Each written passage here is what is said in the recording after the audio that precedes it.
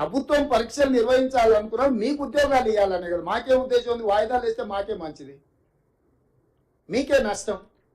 మీకు ఏదైనా ఇబ్బంది ఉంటే, ఏదైనా అంశంలో మీరు ఏదైనా ఇంకా బెటర్గా చేయడానికి ఏదైనా సూచన ఏదైనా చేయదలుచుకుంటే ప్రభుత్వం సిద్ధంగా ఉంది. ఎందుకంటే వాళ్ళు కూడా మీ సోదరులే, మన సోదరులే, మన పిల్లలే. ఇప్పుడు ఆ పరీక్షల కోసం వాయిదాలు వేయమని అడిగేటోళ్ళు కానీ, నిరసన తెలిపేటోళ్ళు కానీ వాళ్ళు ఎవరో బయటోళ్ళు కాదు, మన పిల్లలు. వాళ్ళకి ఏం కావాలనో ఈ ప్రభుత్వం సిద్ధంగా ఉంది. మీరు బయటికి వెళ్ళినాక వాళ్ళందరికీ చెప్పండి. నిరసన తెలపాల్సిన అవసరం లేదు, ధర్నా చేయాల్సిన అవసరం లేదు. ఈ ప్రభుత్వం మీరు చెప్పింది వినడానికి సిద్ధంగా ఉంది. అందులో సహేతుకమైన సూచన ఉంటే తప్పకుండా ఈ ప్రభుత్వం పాటిస్తుంది. అందుకే గ్రూప్ 2 పరీక్షలు మీరు అడిగినారు, మేము పోస్ట్పోన్ చేసినాం. కానీ పరీక్షలే నిర్వహించవద్దు. ఎందుకంటే పరీక్షలు నిర్వహిస్తే పిల్లలకి అందరికి ఉద్యోగాలు వస్తే వాళ్ళకి ఇంధనం ఉండదు, వాళ్ళ రాజకీయ మనుగడకే ప్రమాదం వస్తుందని చెప్పి కొంతమంది కుట్రలు చేస్తున్నారు. కాబట్టి కుట్రలలో పడకండి. మీరు ఎవరు చెప్పినా మీ సొంతంగా ఆలోచన చేయండి, ఇది మంచిదా కాదా.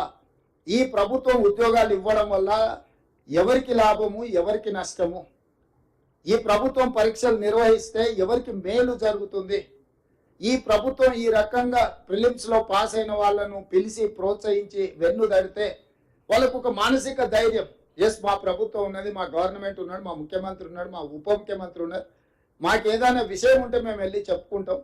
ఇగో ఈ సచివాలయం మాది ఇయ్యాలో లోపలికి వస్తే మీ కాన్ఫిడెన్స్ లెవెల్ ఎంత పెరుగుంటుంది.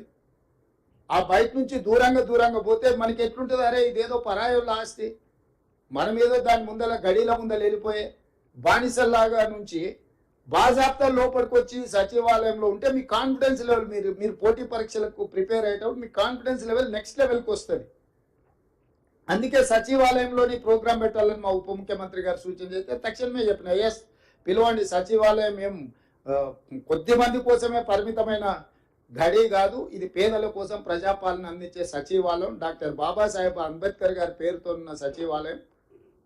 ఇక్కడ ఈ కార్యక్రమాలను ఏర్పాటు చేద్దాము అని చెప్పి ఈరోజు ప్రభుత్వం ఈ నిర్ణయం తీసుకున్నది. అదేవిధంగా ఈ మెయిన్స్కు సెలెక్ట్ అయినాక కూడా మళ్ళీ ఇంటర్వ్యూలో ఉన్నప్పుడు కూడా ఖచ్చితంగా మీకు ఆర్థిక సహాయాన్ని అందించి మిమ్మల్ని ప్రోత్సహించడానికి ఈ ప్రభుత్వం ఉంటుంది. ఇది ప్రజాధనం, ప్రజల కోసం, ప్రజల ఉపయోగం కోసం. మా ప్రాధాన్యత ప్రజలు. గతంలో కూడా ఈ ధనం ఉండే, గత ప్రభుత్వం దగ్గర నిధులు లేక కాదు. 10 ఏళ్ళు ₹1,00,000 రైతు రుణమాఫీ చేయలేదు. మేము ఒక్క నెలనే 31,000 కోట్ల రూపాయలు రైతులకు ఇచ్చినాం. ఉండే వాళ్ళ ప్రాధాన్యత ఒకటి ఉండి, ఈరోజు మా ప్రాధాన్యత ఇంకొకటి. మా ప్రాధాన్యత నిరుద్యోగ యువకులు, మా ప్రాధాన్యత విశ్వవిద్యాలయాలు, మా ప్రాధాన్యత రైతులు. గత ప్రభుత్వం యొక్క ప్రాధాన్యతలు 10 సంవత్సరాలు చూసినాం. వాళ్ళ ప్రాధాన్యతలు ఫామ్ హౌస్లు ఏ విధంగా వచ్చినాయో, లేకపోతే ఆర్థికంగా వాళ్ళు ఎట్లా ఎదిగినరో, ఉద్యమం ముసుగులో టీవీలు ఎట్లా వచ్చినాయి, పేపర్లు ఎట్లా వచ్చినాయి, ఆస్తులు ఎట్లా వచ్చినాయి, బంగళాలు ఎట్లా వచ్చినాయి, పదవులు ఎట్లా వచ్చినాయి, కల్లారే మీరు చూసిండ్రు.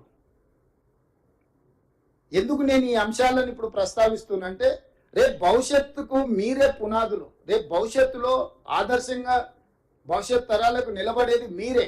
ఈరోజు మీరు సెలెక్ట్ అవ్వడం ద్వారా మీ ఊర్లోనో మీ ప్రాంతంలోనో ఇంకా వేలాది మంది విద్యార్థులు పోటీ పడతారు. ఈరోజు ఎస్ఐ పరీక్షల ఫలితాలు ఎప్పుడు వచ్చినా టోటల్ మీద 50% ఒక నల్గొండ జిల్లాలే ఎస్ఐ పరీక్షలు విజయం సాధిస్తుంటారు.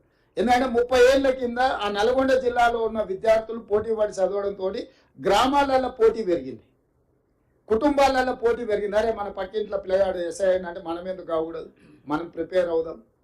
అన్ని జిల్లాలకు అన్నిటి ఒక నల్గొండ జిల్లాకి అన్ని వస్తాయి. ఎందుకంటే పోటీ, గుర్తింపు, అరే ఇది ఒక దారి ఉన్నది, మనం చదువుకుంటే అవ్వచ్చు అని.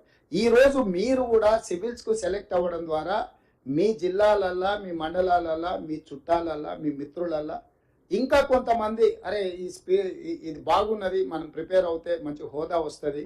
స్లోగా మన సెలెక్ట్ చేయమంటే మన వాళ్ళు ఎన్నికైతున్నాయి, పెరుగుతూ ఉన్నాయి. దీన్ని ఇంకా పెంచాలి, మిమ్మల్ని ప్రోత్సహించాలి. తద్వారా తెలంగాణకు మేలు జరగాలి. మాకు కూడా ఒక జాబ్ సాటిస్ఫాక్షన్, అంటే మేము ప్రజాప్రతినిధులు ఎన్నికై మాకు ఆత్మ సంతృప్తి కలగాలి. అరే మేము కూడా మా హయాంలో కొంత మంచి పని చేసినాం, యువతకు కొన్ని ప్రోత్సాహకాలు ఇచ్చినాము, ఈ రకంగా ముందుకు తీసుకెళ్తే ఇది తెలంగాణకు ప్రయోజనం జరుగుతుంది అన్న ఆలోచనతోని ఈరోజు మనం పూర్తి స్థాయిలో ప్రయత్నం చేస్తున్నాము. మిమ్మల్ని అందరిని కూడా 135 మంది ఈరోజు హాజరైనరు, 175 మంది ఎన్నికైనరని మా అధికారులు చెప్తున్నారు. అందరికందరూ మెయిన్స్ కూడా క్లియర్ చేయాలి, ఇంటర్వ్యూలలో కూడా మీరు ఎంపిక అవ్వాలి. ఎక్కడైనా ఏదైనా మీకు ఏదన్నా అనుకోని సమస్య వచ్చినా, ఏదన్నా మీకు చిక్కుముడిలాగా అనిపించినా ఈ ప్రభుత్వం దగ్గరికి రాండి. మీ అన్నగా, ముఖ్యమంత్రిగా మీకు ఏ అవసరమైనా నేను అందుబాటులో ఉండి మీ తరఫున నేను వకాల్తా పుచ్చుకుంటా. మీకు ఏదైనా అవసరము వచ్చింది, ఎందుకంటే చాలా మంది ఇక్కడ ఉన్న వాళ్ళు తల్లిదండ్రులు చదువుకోకపోవడమో లేకపోతే గ్రామీణ ప్రాంతాలలో ఉండడం వల్ల వాళ్లకు ఒక పెద్ద దిక్కు లేకపోవడం అనే లోటు కనిపిస్తుంటుంది. మీరెవరూ అట్లా అనుకోవాల్సిన అవసరం లేదు. ఈ ప్రభుత్వం ఉంటుంది.